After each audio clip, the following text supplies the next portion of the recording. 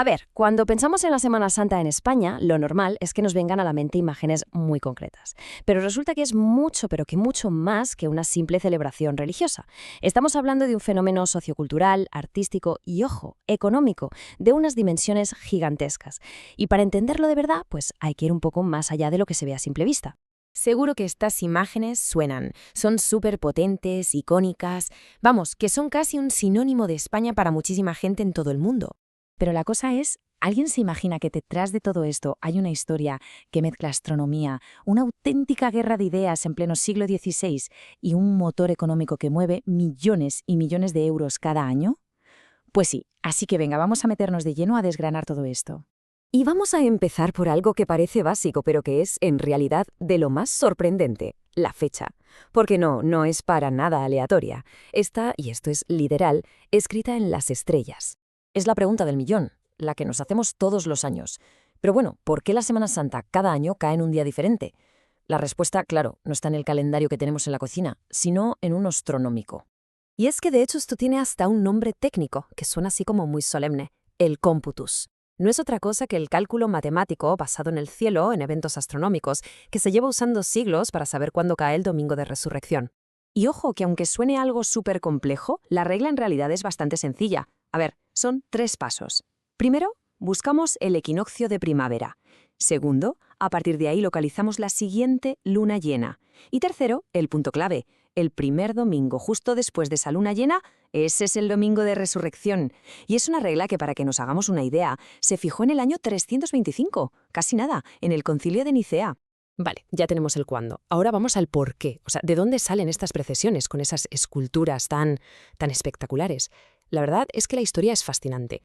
Aquí es donde se juntan 2 momentos clave de la historia, muy separados en el tiempo. Por un lado, Nicea, en el 325, que ya lo hemos comentado, pero el verdadero empujón, el catalizador, fue el Concilio de Trento.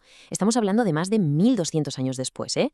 Aquello fue la gran respuesta de la Iglesia Católica al protestantismo que, como sabemos, rechazaba las imágenes.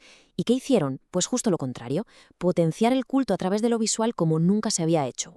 Y aquí es donde se ve lo brillante que fue esa estrategia. Hay que ponerse en situación. En aquella época, la inmensa mayoría de la gente era analfabeta, no sabía leer. Así que, ¿cómo contarles las historias de la Biblia? Pues sacándolas a la calle.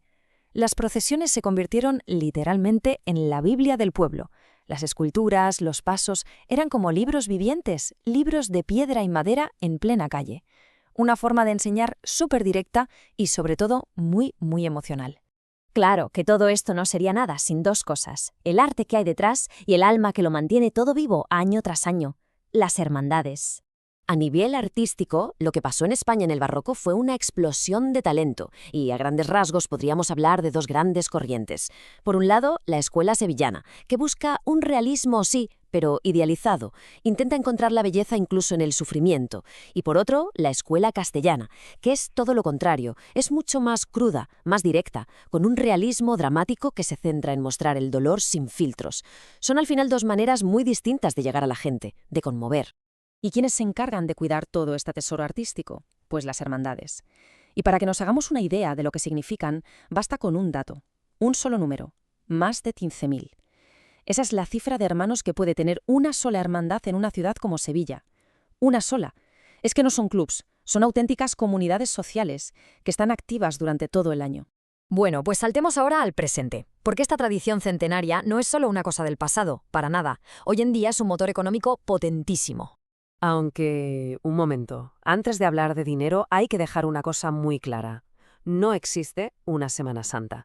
La diversidad cultural que hay en España es enorme. Es que no tiene nada que ver, por ejemplo, la solemnidad y el silencio sepulcral de una procesión en Zamora, con el estruendo atronador de miles y miles de tambores en las tamborradas de Gelín, que por cierto son patrimonio de la humanidad. Son las 2 caras de la misma moneda. Y la cosa va mucho más allá de las procesiones, ¿eh? Hay tradiciones súper curiosas, como el indulto de presos, que viene del siglo XVIII, o la participación de cuerpos militares, como la Legión, que es muy conocida. Y, cómo no, hasta una gastronomía propia de estos días, con las torrijas como la estrella absoluta, que, por cierto, nacieron como una forma de aprovechar el pan duro en los días de ayuno. Pura cocina de aprovechamiento. Claro, con todo este despliegue es lógico que atraiga a un montón de gente. El efecto en el turismo es increíble. Si vemos la ocupación hotelera en las ciudades más importantes, se dispara. Pasa de niveles normales a rozar el lleno absoluto, el 100%. El impacto es sencillamente brutal. Y aquí llega el dato que lo dice todo. Se calcula que en las ciudades de más tradición, solo esta semana, una sola semana, puede llegar a generar entre el 1 y el 3% de todo el PIB local de un año entero. Es una locura. Una inyección económica masiva que además da de comer a miles de artesanos, gente que borda, orfebres, los que hacen las velas, oficios que en muchos casos sobreviven gracias a la Semana Santa. Así que, después de todo este viaje, desde las estrellas hasta la economía, la pregunta es casi inevitable, ¿no? Tenemos una semana que nace de un sentimiento de fe, pero que hoy es el soporte de un arte con siglos de historia, de tradiciones que se mantienen vivas y también de la economía de muchísimos lugares. Entonces, ¿qué es realmente la Semana Santa a día de hoy? Pues como acabamos de ver, la respuesta no es sencilla.